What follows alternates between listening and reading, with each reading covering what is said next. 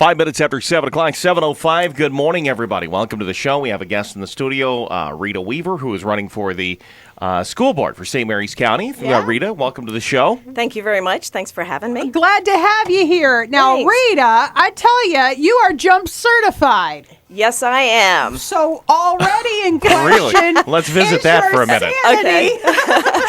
What it is I went to airborne school. Okay. And I went to airborne school in 1984 when very few women were chosen to go. So I kind of led the pack in that. There were a lot of obstacles that were placed in my way Sure. because, of course, the black hats or the jump sergeants, they Especially back in 84. back in 84, Right. a long time ago. Right. They did not want women there. They did not feel it was their place. But I, persevered through with determination. I was one of the handful of women that made it through. Wow. So how many jumps have you had? Well, I did 5 to be certified. That's bonkers. It is cool. Is Really? that like how high? What was the highest? I don't remember the You footage. just remember the ground screaming up at you at 1,000 miles. Yeah, that's what I would remember too. Actually, it was kind of neat because I did have a little bit longer getting to the ground because I, at that point, maybe weighed 105 pounds. So it took me a little bit longer to get there, but the gear weighed more than I did. You're kidding, really? So you're just I did. teetering to the back of the plane? Yes, I was, but Just bail out? Okay. well, I tell you what, when you get in line, you're going out no matter what. They'll Yeah. push you out. And you're also, you're a nurse. I'm a nurse. I work in the emergency room at University of Maryland Charles Regional Medical Center, better known as Savista. And now you want to run for school board. Why? Yes, I do. Why? Why do you want to run for school board? What would possess anybody to run for public Because that office? looks like a hornet's nest. I got to be honest Yes, with it you. does. Well, as time has gone on, it's gotten bigger. You have 2 boys, right? I have 2 boys. I have one son who recently graduated from Leonardtown High School. It was 2 years ago. And I have a son that is currently in a middle school at Esperanza. Mm-hmm. And he will be going to high school next year. Wow, exciting. So how many people are on the school board? There are 5. 5. So you're vying for one of those seats. Correct. And why? Okay. Why? We need to let her finish why, because I can't wait to hear why. Well, what it is it was about a year and a half ago. I had some concerns and issues, and I worked through the process of getting those resolved. And in that process, I decided to find out more what the board was about because some of the things I did not agree with. So I've been going to the Board of Ed meetings, diving into all kinds of issues and looking into things of the policies and, their different, the way that they handle themselves or the things they're voting on.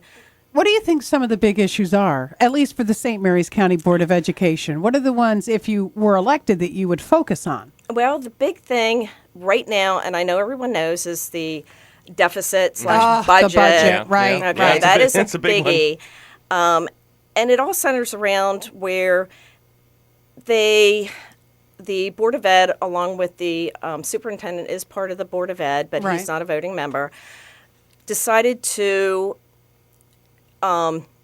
do that, not budget as much for their health care. Yeah, that's what I Now, hear. Right. But even though for 2 years they had a certain budget, had an increase, this past year they decided to make it significantly less. But yet they had, what he had said was 77 more people had signed up for the health care. Okay.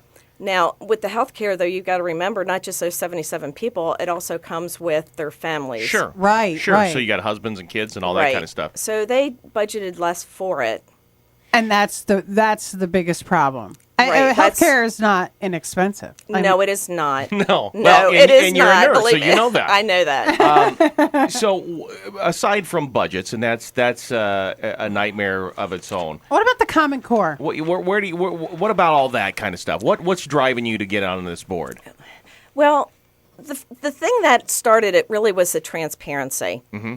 When I had a concern or issue, I had called the number that was listed on the website to Right. talk to a Board of Ed member.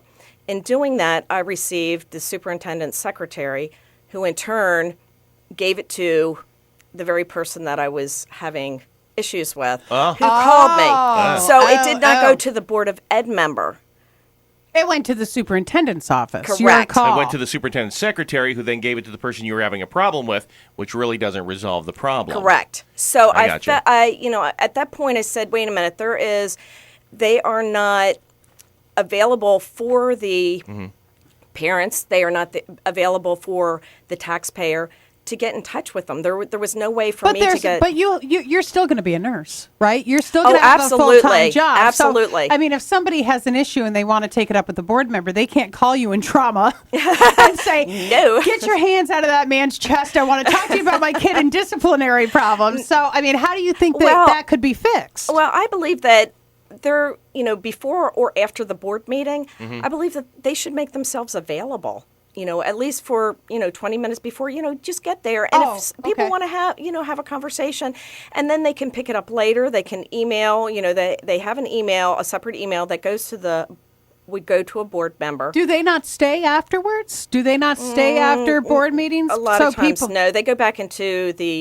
I guess, like the boardroom and might have a conversation or, something like that. So they're there beforehand. Right. And then they come out and they have their meeting. They do have a break, which is, maybe 10 minutes, but trying to catch up with someone in that 10 minutes because they might be talking to somebody else. Right. I also believe that when you call, it should go to maybe, have a phone channel that it goes to that person's house, not that the public would have, that number, but it would be directed and they could leave a message. How long is a term for Board of Ed? It's 4 years. 4 years. Okay, so you would be on the board for 4 years.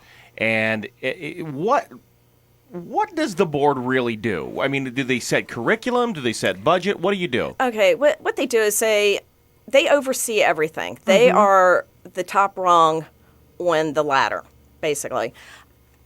They oversee the budget. They oversee any policies, procedures, the superintendent's contract, salary.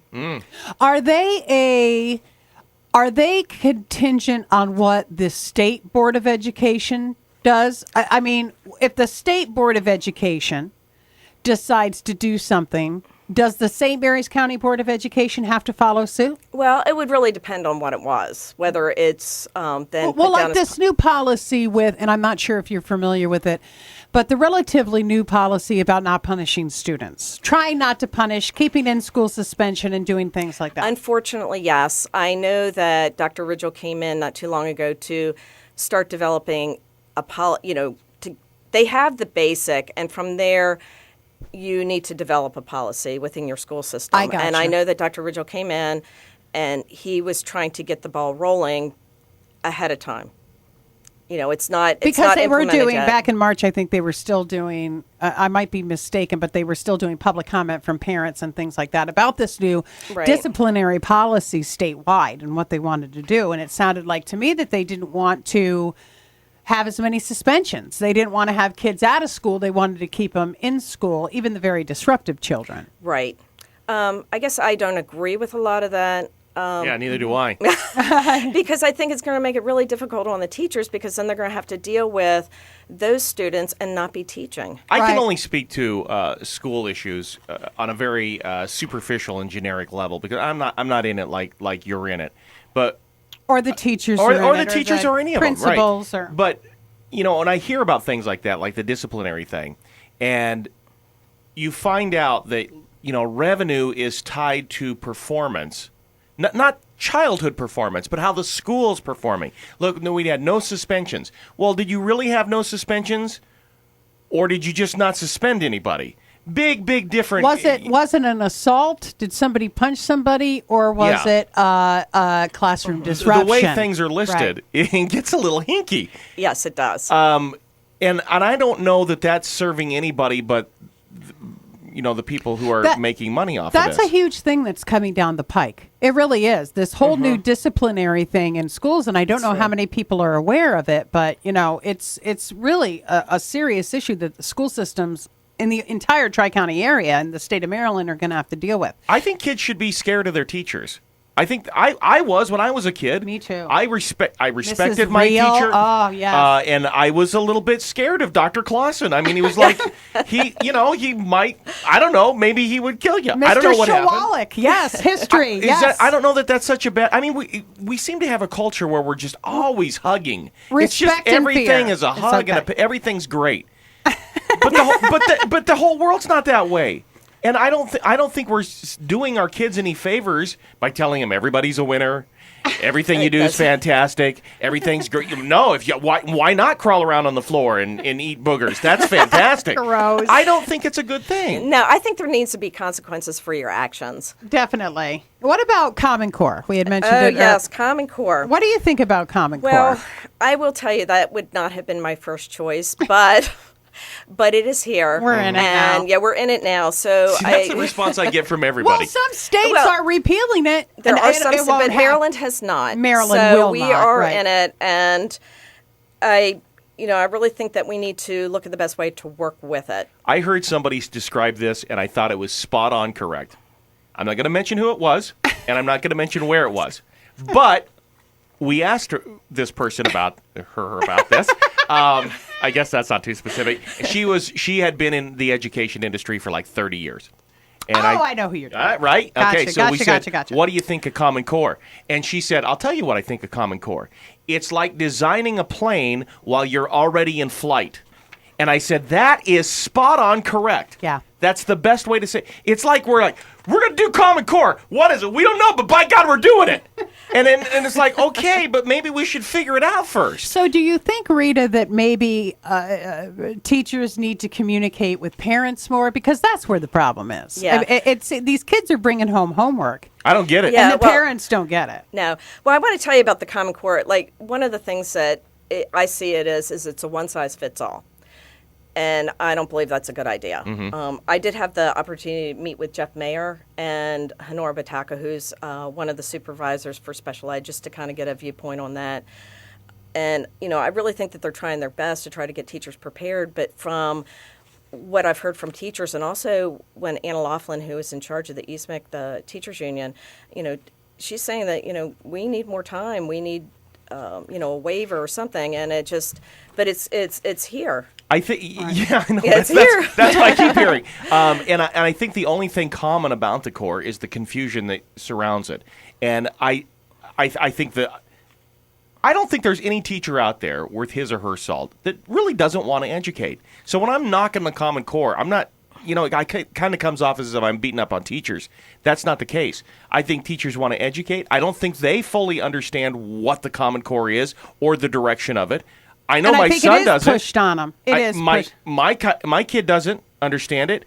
I hear that up and down the boardwalk. He's getting it. The thing that gets me angered is that he is getting it more than I am. I'm the adult here, Buster. You don't teach me how to do third grade math. I'm supposed to be able to teach you how to do it, and I can't. I feel like I'm out of it. So you think if you get in there, Board of Education, because that is going to be an issue that's going on, just more communication with the Common Core? Yeah, not only that, when I talked to Jeff Mayer, that one of the things is the infrastructure, the not internet, but the computer system. Yeah. That basically there was not a whole lot of people on, but yet it took all the servers. I don't even know all the technical names for all the IT stuff, but the other people were told not to be on the computer at that time because this group of students were taking the test, and it was just a pilot group. And it's like, it's kind of, so it just basically shut down the system for that period of time so that this group of students could take the test, and the tests are going to be on the computer. Wow. Oh, really? Yes, they did have a group of students that took it on paper and ones that took it on the computer, but when is the election? the election is June 24th. That's the primary. That is the primary, and also the early election is coming up. It is starting this week, the 12th through the 19th, and you can go to early voting at the Governmental Center from 10 to 8, and on Sunday from noon to 6. For all my friends that are working at Yep. the hospitals. Right. I know you do 12-hour shifts, so please look at your schedule ahead of time. If you are working on that day, please make sure that you do the early voting. Okay, good. And We got into a big debate here, and before we let you go, I want to ask you one thing, and it doesn't have to do with education or anything. T thinks it's stupid, but I think it's important and gives a little insight into the person running. Miracle Whip or mayonnaise? Which do you prefer? mayonnaise. There you go! Yay! Rita Weaver! Well, you are dead to me. I did want to bring up too that. Sorry. She did not hesitate. She did not hesitate. Go ahead. Mayonnaise. Just a few more things. A little bit about me is that I am prior military. That you did hear about the jump school. I think that has a lot of significance in being able to work with different groups of people. And knowing how to shoot. That's right. So you got that too. Got that too. Right. Also, that working in the emergency room, that I definitely have to make decisions. I Sure. am not afraid to speak up if something's not happening right. I have to speak up then, and like I said, working with different people, and that also goes for how the school system works. You've got all types of people, whether it's teachers, the cafeteria workers, Parents. the parents. Everybody's involved. The bus drivers. Right. That everybody has to be there to make it work. So it's not just one group of people that we need to focus on. It is everybody. And the other thing too is I think this is a big plus is I have my master's degree in health services, leadership and management. So with this whole looking at what we need to budget for the health care for the teachers. Excellent. So you have a little insight on I that. have yep, I certainly do. Huh, all right. Well, listen, good luck to you. And Thank you very much. I said at the beginning, and I will say again, I think you're jumping straight into a hornet's nest. But, God bless you. Go get them. She's used to that. Jumping out of That's planes. right. Exactly. So, again, we were speaking with Rita Weaver, who is running for the Board of Education for St. Mary's County. If you want to find out more about her, is there like a website that they could visit? Yeah, I have a Facebook page. It's Elect Rita Weaver. I also have a Twitter, which just says Rita Weaver, and then I have an underscore ER, but ERRN. But if you just look up Rita Weaver, you'll find out. The Elect Rita Weaver for Facebook and the Rita Weaver for the Twitter. Okay. You can certainly find me. Fantastic. All right. Thank you, Rita. Thank you for 7:20 coming in. 7:23. Let's get a check of traffic, see what's going on the roads.